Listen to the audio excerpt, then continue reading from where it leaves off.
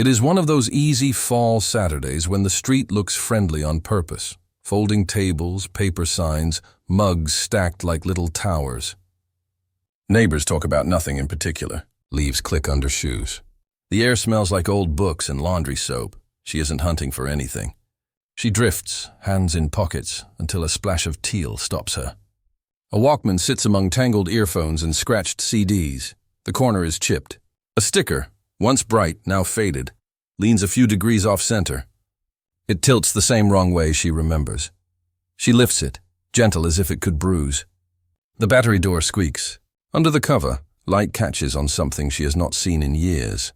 3 scratched letters, a child's careful work, the middle one cut a little too deep. Her chest tightens. The past stands up inside her.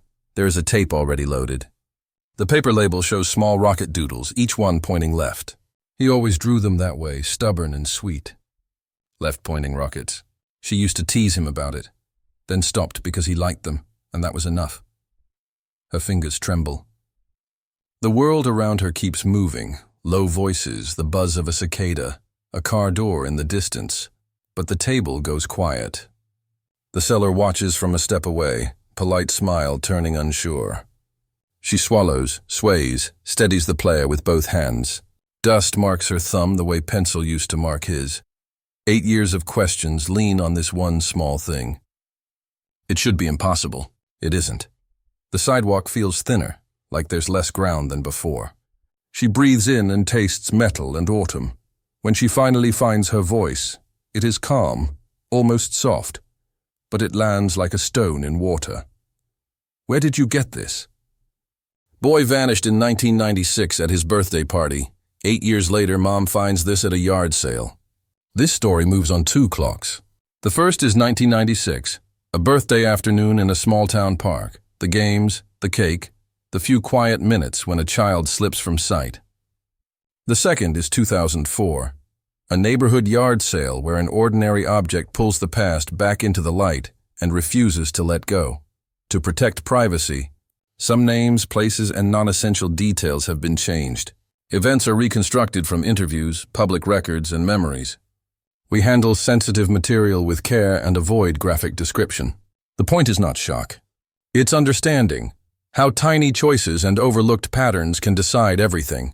Stay with both timelines as they braid together. You'll see what neighbors remembered, what records missed, and what a mother never forgot. By the end, a small, almost throwaway detail, easy to overlook at first, will click into place and explain how one thread finally stitched the 2 years together. The park looks like a postcard, a low wooden shelter, a swing set with a waiting line, a butterfly garden kept by volunteers. A small creek sounds like a radio stuck on one station, water over stones, never too loud. Families know each other here. People wave without thinking about it. On the picnic tables, paper cloths are held down with tape and hope, because the afternoon breeze likes to test everyone's patience. She arrives early with a trunk full of party. Paper cups come first. She writes letters on each one in thick marker, 1 cup per guest. The birthday boy's cup gets special treatment. She prints his nickname big across the front. Nate, with a little ladder doodled under the letters, because he once said his name looked like something you could climb. He runs the way kids do when they forget about their feet. Hair in his eyes, shoelace trailing, shirt already untucked. He stops just long enough to place his hands on the table and say, "Is it time yet?" Not for anything in particular. Just time. He loves rockets. He draws them on napkins, homework, the fogged window in the car. His rockets always point left. No one told him to do it that way. He liked it and kept doing it. If you ask why, he says, because that's how they go. He likes to etch his initials on his stuff with a safety pin. It started because he lost a favorite toy at daycare and decided names should live on objects. The middle letter is always a little off, like the pin slipped or he pressed too hard. She tells him not to scratch things, then lets him scratch the ones that are his, because he is careful in a way that looks like pride. Neighbors drift in. Someone brings a bowl of grapes that keeps shedding its paper wrap. Someone else brings a tray of hot dog buns still warm from the oven. Grandparents arrive with extra chairs and a folding knife that has opened every box at every family event since forever. Kids spread like marbles on a flat floor, rolling toward swings, then snacks, then each other. The cake waits in a cooler so the icing won't slide. It has blue frosting and 3 small sugar rockets set to the left, because he asked for it that way. She smiles at the bakery's neat handwriting and fixes a tiny smudge with the edge of a napkin. The playlist is on a small tape she made herself, with songs he likes and one he calls the fireworks song, even though it's just a chorus that lifts up the way fireworks do. His uncle shows up with a grin and a wrapped box that doesn't hide its shape well. The boy guesses 3 wrong things before anyone tells him to open it. A teal Walkman appears, brand new, still shiny, still perfect. He looks at it like it came from the moon. She helps him clip it to his waistband and threads the cord under his shirt so it won't catch when he runs. He turns the volume too high, then too low, then finds the place where music sounds like it is meant for him alone. They make a game out of the tape. Track 1 is for cake. Track 2 is for presents. Track 3 is for fireworks, which means everyone claps and someone pops confetti if they can get the package open. He laughs hard at the rules and takes them very seriously. He taps the player and says, "If I hit 3, do the fireworks happen?" She says, "Only if you believe and only when I say go." And he nods like he's just been told how rockets work. The rhythm of the day settles in. Adults talk in soft loops about work, weather, and whose car is making that sound again. Kids make their own weather. They invent games around a low fence and the butterfly garden, hopping the stepping stones 2 at a time. He tests the Walkman's buttons again and again, counting down like a launch. He offers his headphones to anyone who asks, then takes them back with a thank you he learned by heart. Every small thing belongs. The paper cups lined like a tiny parade, the cooler that sighs when opened, the marker ink on her fingers. The boy looking for sun in the shade and shade in the sun. He trusts the world to behave. He trusts rules and rituals and people who smile when they see him. He trusts that track 3 will bring exactly what it promises. She watches him and feels the ordinary joy that makes all the planning worth it. The list she made, the extra tape, the way she tucked napkins under the table legs to stop the wobble. The afternoon holds steady. Laughter lifts and lands. Somewhere a camera clicks. The song he calls Fireworks waits for its turn, and she thinks, for one long, easy moment, that the day is perfect enough to stay exactly as it is. 2:24 p.m. A gust lifts the papercloth on the gift table. Someone smooths it back down with a palm and a piece of tape. The boy is by the swing set, counting turns for a smaller kid. He taps the Walkman twice like it's part of the game. 2:27 p.m. A neighbor, carrying a bowl of grapes that keeps shedding its paper wrap, says she sees him jog past the picnic shelter toward the butterfly garden. He waved, she adds, unsure if she waved back or only thought about it. 29 p.m. Another guest remembers the chorus of the fireworks song bleeding faintly from his headphones near the border of trees. "I heard the boom part," he says later, tapping his chest where he felt the rhythm. 31 p.m. A child chases a blue balloon that slipped its ribbon knot and floats just above reach, bobbing over the low fence. 3 kids jump. 1 gives up. Someone swears they saw the birthday boy jump too, laughing, hands high. 33 p.m. The grill hisses. A parent asks where the matches are. Another answers from the cooler. Laughter folds over small talk. The creek keeps being the creek. 34 p.m. She does her quiet head count the way she always does, eyes sweeping from swings to shelter to stepping stones. She counts cups without meaning to, because she labeled them and they're lined up like a parade. Everyone's cup is smudged or damp with fingerprints except one. Nate! The marker letters look too clean, as if they were just written. Has anyone seen him? She asks, easy at first. A few hands point in different directions. By the garden, says one. With the balloon, says another. Near the trees, says a third, then corrects himself. No, by the fence. 2:36 p.m. She walks to the butterfly garden, calling his name with a rise at the end like she's inviting him to answer. No answer. She checks the shaded bench where he sometimes ties his shoes. Shoes are tied. Bench is empty, 2:38 p.m. She moves to the low fence. Beyond it, wild grass leans in the wind. A volunteer says he saw kids hop the fence earlier to chase a ball and come right back. He doesn't remember which kids. He thinks the birthday boy was one, but he can't be sure. 40 p.m. The picnic shelter seems suddenly large. She checks under the tables, a silly habit from when he was smaller and loved to hide near shoes. The underside smells like dust and wood. Only ants answer. 42 p.m., restrooms.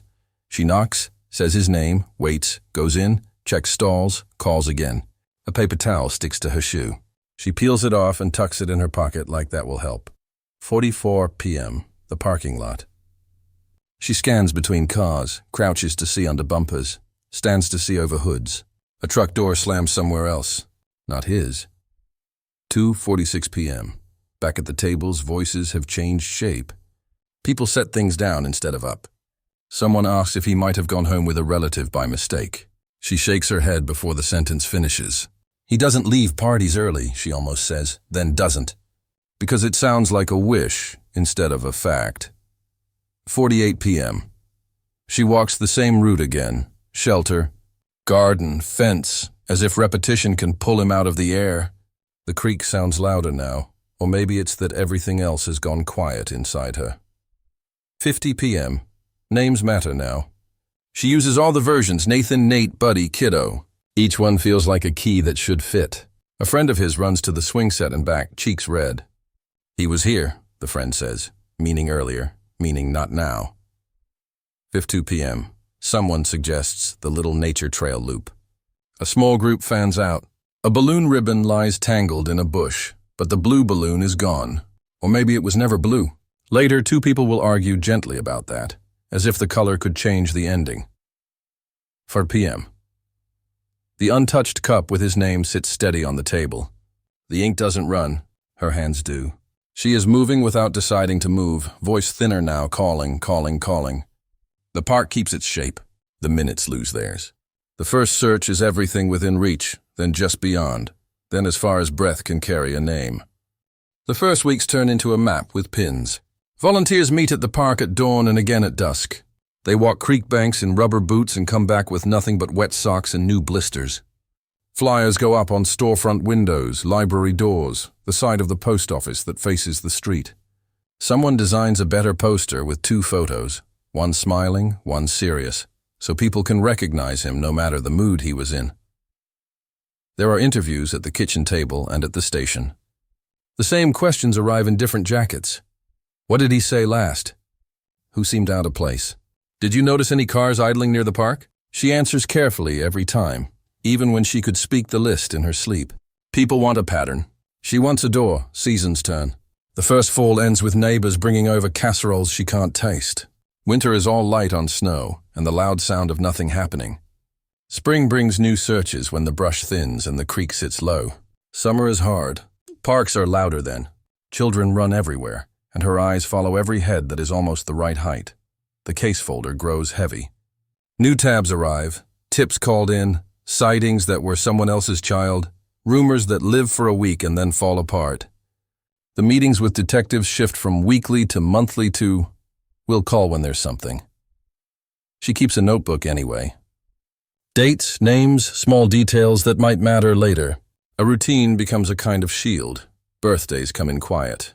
She sets a small cake on the table each year and lights a single candle because numbers started to feel like cliffs. She whispers the same wish into the smoke and opens the window to let it out. On her best days, hope feels like work she can do. On the rest, it is something she carries because putting it down would feel like betrayal. The Walkman lives in her memory like a bruise that never fades. She thinks about the left-pointing rockets he drew on the tape label, the way his initials always had that deeper cut in the middle. Sometimes she hears the click of the play button while standing in line at the store or folding laundry. It is not there. Her mind still turns toward it. Around town, stories grow because silence makes people plant things. Some believe he wandered off and kept going. Some think a stranger came and left. Others lower their voices and say it was someone nearby, because nearby is easier to fear in small pieces. After a while, even kind people get tired. Posters fade in the sun.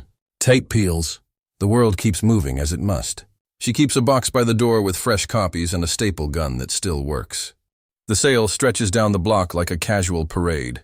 Card tables, crockpots without lids, novels with sunburned spines. She walks beside Donna, both of them talking about nothing on purpose. She has learned to keep her voice busy so her mind doesn't wander. Then the teal catches her eye again, same as in the first minute. A Walkman set between a stack of CDs and a jar of mismatched screws. Up close, the details refuse to be general. The corner is chipped the same way, a small crescent missing from the plastic. The crooked sticker leans left in the same tilt her son never managed to fix. She lifts the player. The hinge creaks in a way her hands remember. Inside, a handwritten label rides a tape that has been rewound and replayed more times than any stranger would bother with. Rockets march along the paper, each one stubbornly pointing left. Under the battery cover, scratched letters sit where a child once pressed too hard. The middle one bites deeper than the rest. Certainty rises like heat. Then the part of her that has learned the language of evidence pulls back on the reins. Memory can trick you. Details can rhyme without matching. She swallows and looks for anything that would make her wrong. Nothing volunteers. Breathe, Donna says, low, steady. Decide what you want to ask. The man behind the table steps closer. He is older, with a friendly posture that strains at the edges. Looking for something special? She keeps her voice even. Where did you get this? Box from storage, he says. It comes fast, like a receipt you've said before. Whose storage? Mine, he blinks. My niece's. The correction lands a half-second late. His eyes drop to the Walkman, then move off to the street as if looking for a new answer there. Her fingers press the battery door shut. This belongs to my son, she says, not loud, not soft. Donna shifts closer. A woman at the next table looks up from a pile of picture frames. Two teenagers pause with a stack of shirts between them. The man's smile thins. Ma'am, it's for sale. Lots of kids had these. He scratched his initials inside, she says, opening the cover with careful hands. She doesn't tip it toward him yet. He drew rockets that all point left. Everyone told him rockets should point up. He said, no, they're moving. They go where they're going. People drift within earshot. The murmurs change frequency, the way sound does when attention leans. Someone asks, what's going on? Someone answers, she thinks that's her kids. The man shifts his weight. You can't know, he says. Things like that. There were 1 million. She meets his eyes. I do know. She does not add the rest out loud. That knowing is why she can still put her feet on the floor in the morning. He extends his hand. Let me see it. She hesitates, then places the player in his palm because fairness is a habit she refuses to lose. He turns it, looks at the back, the sticker, the chipped corner. He does not open the battery cover. He closes his fist around the Walkman and slips it into the inside pocket of his jacket in a movement as quick and practiced as a reflex. It is a small act. It is enormous. Air leaves the space between tables. The people closest go still. Donna inhales sharply. The man takes half a step back and sets his shoulders as if he expects wind. Sir, she says, and the word feels too polite for what it needs to do. Please hand it back. It's my property, he replies, not looking at her now, but at the road, the sky, anywhere else. I don't have to show anything to anybody. Let me pay you for it, she says, reaching for her wallet because she would buy the whole table, the whole street, the whole town if it meant that one thing ends up where it belongs. Please. I'm not selling anymore. He angles his body away, as if the jacket could hide the shape of what's inside it. People get confused. I don't want trouble. The word snags. Trouble. As if all she's brought is noise. Donna steps in. We should call, she says, already taking her phone out. Let them sort it. You don't have to. The man lifts his hands, an exasperated show. There's nothing to sort. A box from storage. Old stuff. Yard sale. That's it. Whose storage? She asks again. Not because she expects a better answer, but because the first answer fell in 2 pieces. He looks down at his shoes. A fly finds the rim of a nearby jar and taps it with small, busy patience. The circle around them grows. A neighbor with a stroller stands back a respectful distance, watching.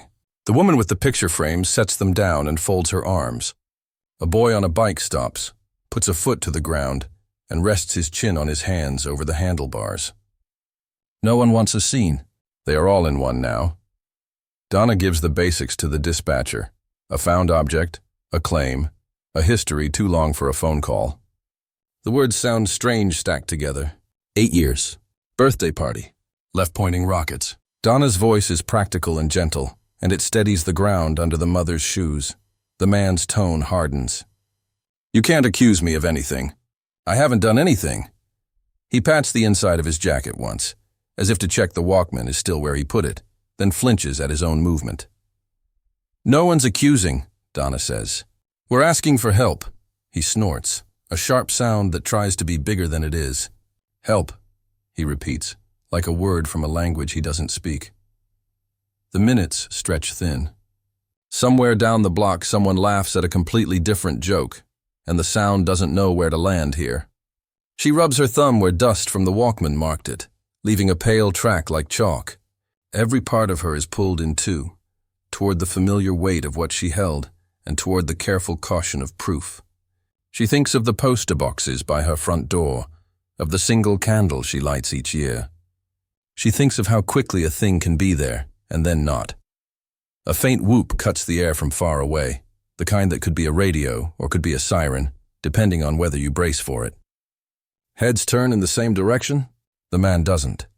He stares at a crack in the pavement like it might open and swallow him if he wills it to. She doesn't move closer. She stands where she is and keeps her hands visible and her voice level. When they get here, she says, you can show them the inside of the battery cover. If it isn't his, I'll apologize for scaring you. If it is, it needs to go in a bag and be treated like it matters. He swallows and says nothing. The crowd breathes as one. The sound from down the street resolves into something unmistakable. Donna nods once as if to say, hold steady now. The afternoon light has shifted a shade darker. The little parade of tables is still. The moment stays, waiting for uniforms and a clipboard, and the next thing that will be asked. A patrol car eases to the curb, light soft but undeniable. The small crowd opens on instinct. The officer steps out with a calm voice and a notepad, asks what's happening. The mother explains in simple pieces, a yard sale, a teal Walkman, the rockets that always point left, the initials under the battery cover. The seller says it's just old stuff from storage. He adds that he hasn't done anything wrong. Both things can be true at once. That's the hard part. The officer asks to see the player. The seller hesitates, then produces it. The battery door is opened with gloved hands this time. The scratched letters are there, the middle line cut a little too deep. The officer's face does not change, which feels like a kindness. The Walkman disappears into an evidence bag with a labeled strip that makes everything look colder and more official. A second car arrives. Then an unmarked sedan. The detective who knows this case by heart steps into the shade of the folding table and sets a thin folder down. Inside are copies of photos from 1996. The boy at the party, the teal plastic at his hip, the crooked sticker, close-ups of the tape label from a birthday morning, each hand-drawn rocket pointed left. The detective studies the player through the clear bag, then the photos, then the player again. It matches what it can match, the look, the wear, the habit of a child. Matching is not the same as proving. The detective explains the simple line between recognition and evidence. Memory is allowed to feel certain. Courtrooms are not. To move further, they need more than a look and a story that makes sense. They need a path, where the item came from, who had it when, and why. With the seller's consent, the officers check his car and the boxes he brought to the sale. Everything is tidy, labeled ordinary. Receipts for other items, a bag of rubber bands. Nothing that catches or points. The detective asks about the storage unit. The seller gives a location and a key, then decides he'd rather have a warrant involved. That, too, is a right. There are quiet thank yous, an exchange of cards, instructions about not discussing the item or handling it further. Neighbors drift back to their tables. The air fills again with the small sounds of a Saturday. At the end, the detective says the line she has heard before and tried not to hate. We'll keep looking. It is meant as a promise. It lands as a space with no floor. The evidence bag rides away in a cruiser. She stands with Donna and feels the afternoon slide around the shape of the missing, same as it has for years. Late afternoon softens the edges of things. Sellers start packing what didn't sell. Tables look thinner, like the day is closing its eyes. She and Donna are heading to the car when a green hatchback swings into a space 2 doors down. The engine stalls, coughs, then settles. A younger man steps out, early 30s at most, nervous in his own skin. He moves straight toward the seller without looking left or right. Their voices carry only in pieces. The seller's shoulders are up around his ears.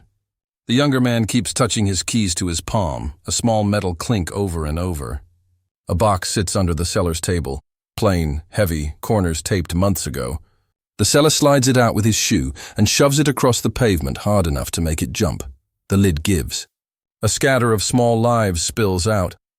Toy cars with chipped paint, a fistful of cassette tapes in cracked cases, a plastic photo sleeve that flashes a strip of smiles before flipping face down. The younger man recoils like the road bit him. He crouches fast, sweeping the mess back with both hands. "You said," he starts, then swallows the rest. The seller says something about "not here" and "just take it." His mouth keeps moving while his eyes aim past the younger man, down the block, anywhere but this spot. Fragments drift over. Family. Your mother. You made this harder. None of it resolves into an answer. The box is full again, or nearly, and the younger man holds it like a penalty he deserves and doesn't. He nods too many times, too quickly. The seller's jaw works. The box goes into the green car's back seat like a passenger. Donna doesn't look at her. She doesn't need to. The same thought is rising for both of them, careful and unwelcome. No confrontation, no chase. Just a choice to learn one step more than they knew an hour ago. They get in their car and pull out normally, no sudden moves, no tailgating. The green hatchback signals left. They leave space. If the afternoon wants to give up a thread, they will take the end of it, gently, and see if it leads anywhere at all. The green car turns off the main road toward a low strip of shops that wake up only in October. Paper ghosts flap in a window. A sandwich board promises last-minute costumes, fog juice, and bulk fake cobwebs. The hatchback noses into a space near the end, and the younger man goes inside without looking around. They circle once to keep the traffic calm and park 3 storefronts away. The lot smells like rubber and rain. Inside, the shop is dim the way holiday stores are. Black walls, purple trim, aisles crowded with capes and masks that stare without blinking. A fog machine coughs and settles. Somewhere in back, a compressor kicks on like distant thunder. The clerk is young, maybe early 20s, and jittery. The kind of nervous that arrives a half second before he does. He pops up from behind a rack of plastic pitchforks and says he'll be with them in a minute, then disappears toward the door they just saw close. When he comes back, he smells faintly of smoke and wintergreen gum. "Need help finding something?" he asks, eyes sliding past them toward the aisle where the younger man had walked. They browse to make space. Donna lifts a witch hat and puts it back. The mother touches a length of shimmery fabric, thinking of nothing and then of everything. The counter sits on a platform, cluttered with receipt paper, a box of adhesive hooks, a laptop with its screen asleep and a mouse still warm. A dress slides off its hanger and drops behind the counter with a soft sigh. "I'll grab that," the mother says out of habit and politeness before the clerk can wave her off. She leans over the counter's edge and reaches. Her sleeve brushes the laptop's touchpad. The screen wakes. For a beat, no one breathes. On screen, a paused video fills the frame. A shaky view of trees at night, the kind of light a cheap camera makes when it tries to understand darkness. A voice, caught mid-word by the pause icon, hangs open like a door. Below, a chat window crowds the bottom. Usernames, emojis, lines of hype. 3 words jump even at a glance. Full scare setup. Then a line with numbers and a road name she knows only as the old place out past the bend, though the chat gives it something closer to an address. The clerk lunges as if the laptop is a candle near a curtain. "Please don't." He catches himself, palms up. "Sorry, work stuff." She straightens, dress in hand. "We're not here to make trouble," she says, and it's true. Trouble has been living with her for 8 years. She doesn't need a new kind, but I saw the words. "Full scare setup. Is that part of a show?" His mouth tries a few shapes before landing on a shrug. "People do like haunted nights. I sell them foggers and masks. That's all. I don't..." He looks at the laptop, at the doorway the younger man used, at the floor. "I just sell stuff." Donna's voice is even. "Someone we love has been missing a long time." Today we found something of his at a yard sale. We followed a box here. She lets the sentence sit. The store's speakers tick between songs. The clerk swallows. I don't want any cops in here, he blurts, then rushes to soften it. I mean, I don't want to lose my job. My boss will fire me if there's drama. We're seasonal. It's hard to get hired again. His knee bounces. His fingers drum the counter and stop when he notices. No one's accusing you, the mother says. But that chat, there's an address in it, isn't there? He looks at her, really looks, and whatever he sees pulls the air out of his shoulders. He turns the laptop and scrolls a tiny touch, just enough. The paused woods. A short clip thumbnail next to it. A flashlight beam catching branches. A voice asking, do you think this will make him freeze? The chat unfurls. Hype about speakers and timing. Masks ready. A note that the sound should hit before the lights. And then the line with the meetup. Letters and numbers that point somewhere real enough to find. He taps the trackpad with careful fingers, as if the wrong click could change the words. I sell them stuff, he repeats, quieter now. I don't go to their things. I don't know what they do. I don't want anything to do with whatever that is. He closes his eyes for a second and opens them. Okay, please, she nods. Okay. It costs nothing to say and eases something tight in his face. Donna writes the address on the back of a receipt. The clerk doesn't stop her. If anyone asks, he says, I didn't show you anything. It's not a threat. It's a hope. We'll handle this the right way, the mother says. No scenes. No names. She means it. They have learned the slow tools, the patient ones. They leave the dress on the counter. They're not here to shop. Outside, the light has dropped a shade. The parking lot looks like a photograph from late in the day. The green hatchback is gone. The number on the receipt vibrates in Donna's hand, the way information does when it might change what comes next. In the car, they don't argue whether to call. They already live in the answer. The lead is no longer a feeling or a hunch. It has letters and numbers, a place to drive to, a place to send people with badges and bags for evidence. After 8 years of listening for footsteps that never came, they finally hear a direction. Dusk comes on like a dimmer switch. The road narrows to a single lane with weeds brushing both sides. Tires knock over small stones. Trees lean in close, holding the day in their branches for a few more breaths. The air smells like damp wood and cold earth, the kind of scent you notice when you roll a window down and stop talking. The address leads to a turnoff almost hidden by scrub. A dirt track curls to a clearing where a small cottage sits on a shallow rise. Boards cross the windows in uneven X's. The siding is gray with age, the steps soft at the edges from rain and time. A dented metal mailbox leans as if it is tired of the job. Someone has swept the porch recently. The dust lines still show in the last of the light. They park back along the tree line. Engine noise drops and a softer sound takes over, a steady rumble that isn't wind. It takes a moment to place it. A portable generator humming somewhere behind the cottage. Music rides on top of that, a low beat that comes and goes, fading when the wind shifts. There is laughter too, not happy laughter. More like nerves trying to act like they belong. The front door stands shut, but not tight. Inside, the cottage is stripped to its bones.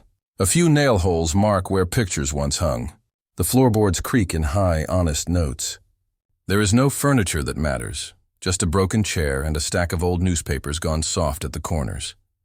Dust lies on everything except the path from the door to the back. That line is clean. Outside again, the sounds are clearer. The generator coughs once, recovers. The music ticks a little louder, then drops as if someone is testing the volume. A voice counts down and stops. Another voice tells someone to move left. Fog drifts up from the tree line like breath on a cold morning and dissolves. They advance in a wide arc, slow and practiced. Flashlights stay low. Shoes test the ground before weight commits. The clearing behind the cottage opens like a small stage. A set of cheap speakers sits on a crate. A battery work light points at a stand of trees. A plastic bin of props is open. Masks laid out like faces at rest. Zombies, ghouls, the usual store-bought monsters. A few masks are smeared with fake blood straight from a bottle, bright even in the dim. A cluster of people stands near the light, half in costume, half not. Some have makeup on, gray skin, dark eyes, the quick work of someone copying a tutorial. One man wears a foam ribcage over a hoodie. Another still has his car keys looped on a finger, jangling small and out of place. The green hatchback from the store is there too, parked crooked. Driver's door cracked open like it never learned to close all the way. Instructions are given in clear voices. Hands where they can be seen. Step away from the equipment. No one run.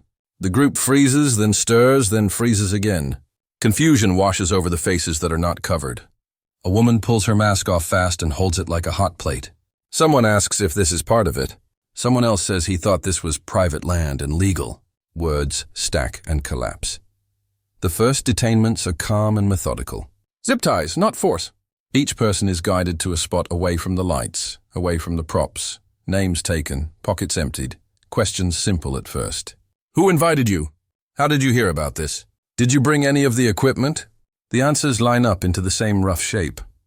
A friend of a friend, a message thread, a promise of a scare night in the woods. A few admit they thought it sounded dumb until they showed up and saw the setup and changed their minds. They all say they didn't know about anything beyond this. One of them insists it's just a theme night, the kind people film for social media. He gestures at the speakers, the fog, the masks like proof that normal things can make a scene look wrong. Another says he was only there to watch, not to put on a costume. He points at his clean face to show that he means it. The more they talk, the more the nervous laughter dries up. This is not the stunt they signed up for. It was never theirs to begin with. A path leads away from the lights into thicker trees. The ground is worn as if people have walked it in the last few days, back and forth, carrying weight. The generator's cord runs that way too, slack laid carefully so no one trips. A faint echo comes from deeper in. Maybe another speaker, maybe just the carry of sound in the woods at night. Names are radioed in. Cars are called. The masks go into bags. The props are photographed where they lay. The work light throws long shadows that make everything look sharper than it is. Someone shivers. Maybe from the temperature. Maybe from the moment sinking in. The cottage stands at the edge of it all, quiet and hollow, listening. The damp wood smell is stronger now that the sun is gone. The generator steadies its tone. The last of the normal day fades, and what is left is a place that has been empty for years and is suddenly full of people who thought they were here for fun and people who came to end something. The path narrows until it is mostly roots and damp leaves. Ahead, a low ring of stones sits black with old ash. Beside it, a figure crouches, arms wrapped over his head, rocking so slightly it looks like wind. He speaks without looking up, a looped story spoken to the ground. Stay inside. Don't move. They hear your steps. The world outside is wrong now. Only your protector knows where it's safe. An officer lifts a hand to slow everyone. Voices drop. The work light behind them is turned so its glare doesn't reach the ring. The generator thins to a hum. From the cottage, the faint scrape of a zipper bag stops and stays stopped. The boy, no, not a boy anymore, but thin like a boy, keeps repeating the same lines, changing only the order. Stay inside. Don't look at faces. Masks lie. Listen to the one who knows. His clothes are too big, like they were meant for someone else. His shoes are tied in a careful knot that looks practiced, then retied by another hand. A strand of hair sticks to his cheek with sweat, even though the air is cool. His hands tremble when he lifts them to pull his sleeves down and hide his wrists. He glances up once when a branch snaps under a boot and flinches hard enough to rock the stones. The mother speaks first from where she stands, far enough not to crowd him. She says his name the way you say it when you want someone to know there is no emergency in the sound. He jerks, breath catches, and he answers with the lines he has learned. Don't answer voices. They come from outside. They pull you out. Stay small. Stay quiet. Wait for the protector. She doesn't move closer yet. She keeps her hands where he can see them. She says her name, not the longer one people use, but the short one he used when he was 8. She adds 2 tiny facts that belong only to them, carried across years like a folded note. The rockets point left. The middle letter is cut deeper. He stops rocking. It is a silence that lands, not the kind that floats. He doesn't look at her. He looks at the ground between them, where the dirt holds the print of old shoes and a shape like a heel drag. She crouches slowly, letting her knees find the same level as his. With one finger, she draws a small rocket in the dust, nose to the left, tail a little crooked, 3 lines for fire because that is how he always ended them. Beside it, she writes his initials with the middle line pressed a touch too hard. Then she lifts her finger and shows him the smudge-like proof that drawing happened here, now, not in a story. One of the officers takes a step back on purpose to give the moment more room. Another lowers a flashlight beam to the ground and keeps it there so it won't touch his face. Somewhere behind them, someone reaches out and turns off the music from the clearing. The woods sound like woods again. He tips his head the smallest amount, eyes cutting sideways. His pupils are wide black coins. He looks at the rocket first, then at the letters, then at her hands. His breath comes in short pulls, ribs jumping. She says the plainest things she can find. It's evening. We are in the trees behind an old cottage. The air smells like wet leaves. You are not alone. I am here. I am the person who sang to you in the kitchen when the cake was cooling. You asked if track 3 would make fireworks. We laughed. Don't say track 3, he whispers, and it is the first new sentence he said. That's when it... He stops and shakes his head like he is throwing water from his ears. I won't, she answers. I won't say it again. She talks about the small ladder he drew under his name on paper cups. She talks about a butterfly garden in the sun. She tells him she wrote his name big because he liked seeing it everywhere. None of it is evidence. All of it is true. His forehead creases, as if he is listening to 2 stations at once and trying to hear which one is real. He looks at the dirt again, then at her face. It is not a recognition like in movies. It is something thinner, but stronger, a thread tugging from a place he kept hidden. His mouth tries the shape of a word and gives up. Then he tries again and it arrives small and raw. Mom? She lets the word sit. She nods once, steady, as if yes has weight and has to be carried carefully. I'm here, she says. I am real. We can stand up when you're ready. We can walk slow. Nothing is going to jump. No sounds will come on without warning. The people behind me will give us space. He looks past her at the shapes of uniforms that are pointed away, at open hands, at eyes that are not staring. He nods the tiniest nod. She shifts her weight and doesn't reach until he reaches first. His fingers touch the sleeve of her jacket, then drift to her hand and hold. His grip is both strong and fragile, like a bird's foot closing around a branch. They stand together in uneven stages. He keeps glancing at the thin line of light from the clearing, and she keeps reminding him of where his feet are. Step over the root. There is a rock there. This is a safe hand. We are going toward people who help. The officers keep their distance and move as though time is wider than usual. No one hurries what doesn't want to be hurried. At the edge of the trees, the generator's hum returns, but lower now, like it learned to be quiet. Someone holds a blanket without stepping forward until he nods. It goes around his shoulders, and he grips the edges as if it might hold the rest of him together. He looks once more at the path behind, then at the drawing in the dirt that will fade with the next rain. 8 years of held breath leave the mother's body in pieces, not all at once. She doesn't cry yet. She counts each step with him instead, like counting down to something that finally happens. When they reach the open space behind the cottage, she can feel the ground again. He leans toward her like gravity has a choice, and for the first time in a very long time, the future does not feel like an empty room.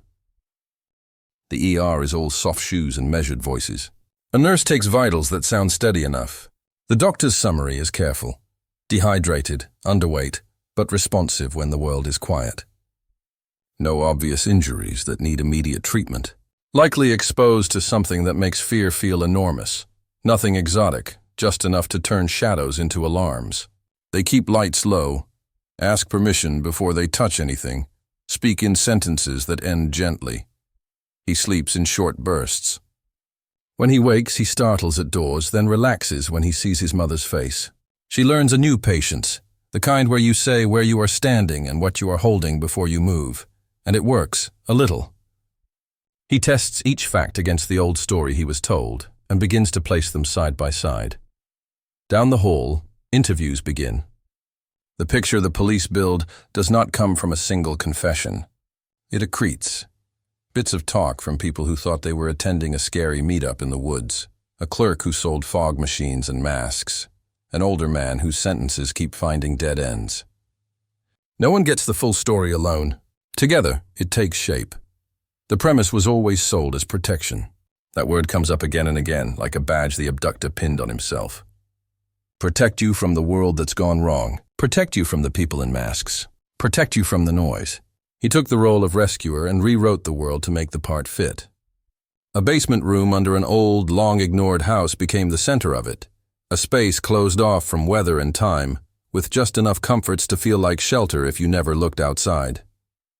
The door was a boundary framed as kindness. The rules were for your safety. The lies were rehearsed until they sounded like bedtime. Every year or so, when familiarity softened fear, the story needed repainting. Stage scares refreshed it. Cheap speakers in the trees, masks glimpsed at the edge of a flashlight beam, voices shaped to sound inhuman. Never long. Just enough to keep the idea alive that the outside was untrustworthy, and the inside, his inside, was the only safe place left. The point wasn't spectacle. It was maintenance, like tapping the glass to see if it still holds. What unraveled it was a boast, not a mistake of compassion. Planning a bigger fear night, inviting more people than usual, asking for props he hadn't used before. A chat thread that needed times, directions, a meetup, a purchase trail at a seasonal shop, a video clip filmed in the woods to test angles. The larger the audience he courted, the more evidence he left behind. The very thing meant to tighten control created a line straight to the clearing. The older man from the yard sale sits with a paper cup of water and doesn't drink it. He says he didn't know. He says he knew his son had a taste for morbid stunts, but thought it ended at pranks and costumes. He admits to seeing things online, closing the laptop, and telling himself it was just bad taste. He explains the pocketed Walkman with words like privacy and property and confusion, and then the real reason slips out. If it was a mistake, maybe he could put it back in the box and no one would see. Denial, guilt, small avoidances, none of them crimes on their own, all of them part of the fog that let a worse story live nearby for years. The clerk from the party store answers questions with shaking hands. He signs his name, then apologizes for how messy it looks. He says he didn't know anything about a missing person. He sold disposable scares and watched people laugh as they tried on masks. He recognizes the green car, yes. The customer wanted the real stuff. Louder speakers, a stronger fogger, makeup that holds in the cold. He showed him the settings on a demo unit and rang up what he could afford. He didn't go to the woods. He didn't want to lose his job or violate the terms of a probation he is trying to complete without a misstep. His panic at the counter makes sense now. Not complicity, but the reflex of someone for whom any police attention could snap a fragile line. The address he didn't mean to reveal was already in the chat. He just made it visible. Piece by piece, the reconstruction continues. At the center sits a basement the boy grew into, a bed that changed sizes, a stack of battered books, a radio that only played what the protector allowed, a calendar with months crossed out in tidy marks. Food delivered with rules about when and how to eat. Occasional walks under a hood, timed and terrifying by design. The world framed as unlivable so that one person could be necessary. None of this is told in one go to the mother.